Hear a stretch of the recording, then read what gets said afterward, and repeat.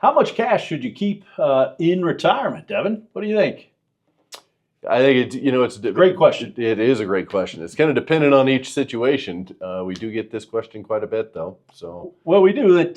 You can have too much, you can have too little, but it's a little bit like Goldilocks. You need to have just the right amount. Mm-hmm. I think where we can start is how much guaranteed income do you have coming in?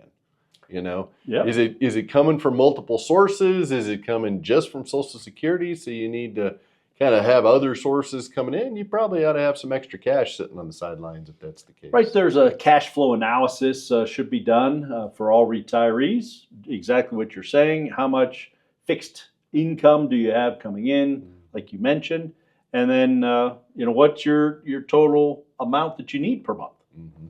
Right. And if there's a shortfall, which for most people there are, that's why you saved all that money in retirement in the first place, is to live on it in retirement. And so, the rule of thumb while you're working is 3 to 6 months worth of income in cash.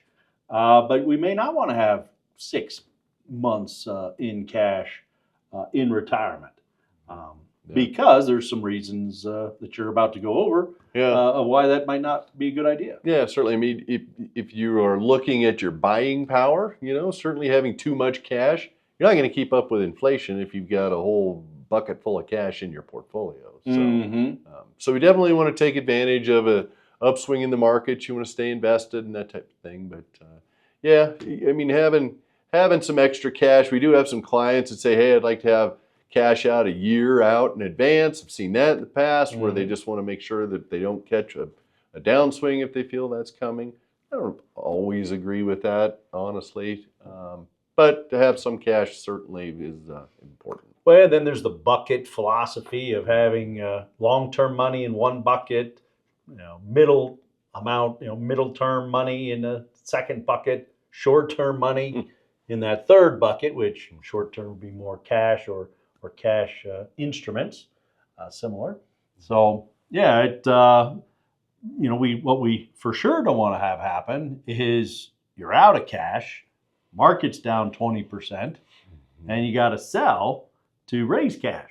Right. Yeah, they can definitely hurt you. I mean, certainly early retirees, we've seen that happen to them, unfortunately, in the past, where they catch a bad market and needing to kind of refill those buckets, and that can really set you back. It can. So, every person's situation is a little bit different, but having the right amount of cash based off of how much you need per month is something that an advisor should be able to help you figure out. We would do that for you. Right. Exactly. So I guess the last thing I'd touch on is short-term needs. And if you know you've got something coming up and you know it's going to be a little bit maybe a pull on the portfolio, maybe you want to set that money aside. So. That's a great example. Maybe buying a car, maybe gifting to kids or grandkids. Maybe you don't have much left on the mortgage, or maybe you do have a lot on the mortgage, but you want to get that paid off. Planning around that, selling into a strong market to trim profits, put that from the maybe long-term bucket, shifting it over into that short-term bucket, is a great idea. Yeah.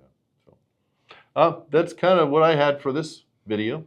I think we summed it up pretty well. If you have any questions, please give us a call.